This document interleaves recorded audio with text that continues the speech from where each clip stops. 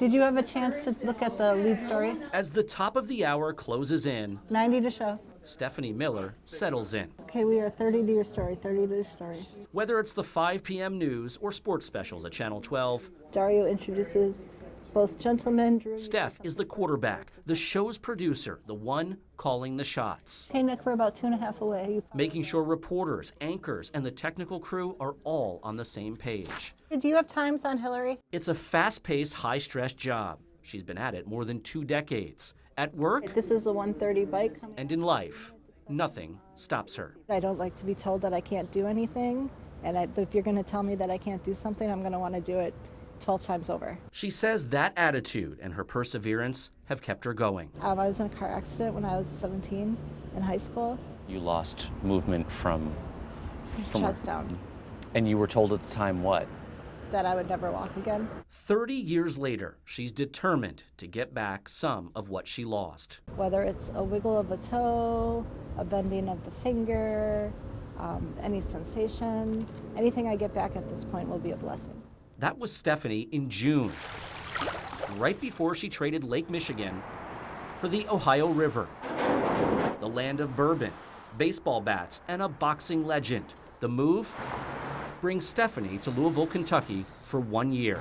It's not a cure, but it certainly seems to be changing function, both motor and autonomic, sufficiently to really change quality of life. Stephanie is part of the Big Idea, Almost 4 months I've been down here. a research study at the University of Louisville funded by the Christopher and Dana Reeve Foundation. Dr. Susan Harkema is the principal investigator of the study. Epidural stimulation works by putting an electrode in the lower part of the spinal cord where we know very important circuitry exists. And so what we're able to do is use electric fields to enable the spinal cord to work more like it did before the injury. 1.2. The device is surgically implanted in the back. Stephanie got hers in late July. 1.5. This happened the first day they activated it in August. The stimulator is helping to reawaken and fire up her muscles. My muscles are like, hey, what are you doing to us? And I think that's how I get so tired too, because my muscles, even though I myself am not moving them, they're actually moving and doing things that they haven't done in 30 years. By mid-September, she was in a harness and on her feet. What was it like the first time you stood up? Oh my gosh, the first time it was amazing. It was weird to be able to see eye to eye with people. It was weird to see out the window in full view. I looked down at my feet and I went, wow, I'm not a very tall person, but my feet looked like they were super far away. It was amazing. It's in this clinic 1, 2, 3. where Stephanie now goes to work. Deep breath, relax your shoulders. We dropped by in early October during her second week of training. Good, it looks good. Now The research team is right there, constantly monitoring her. keep the breathing pace. That was really good. From blood pressure to posture. It's all her. Really keep a nice tall posture. The shoulders are a good position and not too tight. The head is in a great alignment. And that's her own strength. Yeah, especially for the upper part. On this day, And right now she's using about 60% of her body weight. Yes. she stood for a total of 30 minutes in 3 increments. Over several months, she'll have approximately 160 sessions.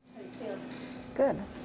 Tall. The research team turns on the stimulator during each session. This is only for controlling. They use a tablet to control the amount of stimulation, which is specific to each person and task. Was that me or you? Not me. That wasn't you? No, that was me. Okay. During this session, a first. I was able to extend my right leg and squeeze it. I was also able to straighten my hip.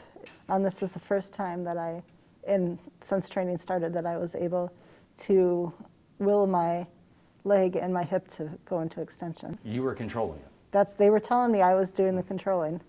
So for the first time in 30 years. Yeah, I pretty much moved my leg and my hip in a standing position to hold myself up. A significant moment. But there's more work to be done. After standing, she heads across the room to the table. Core exercise, an important part of the program. All right, I gotta get the rhythm here. hours each day strengthening her This muscles. is my favorite one with her because she shows such a great control and activation of the abdominal muscles. Of the 36 people in this study, Stephanie has the second oldest injury. At this point, she doesn't know where it will lead, but she's hopeful. It looks good. I always call myself a guinea pig because that's basically what I am. I'm a guinea pig that, yes, who can help people hopefully down the road and hopefully maybe get a little bit out of it for myself as well.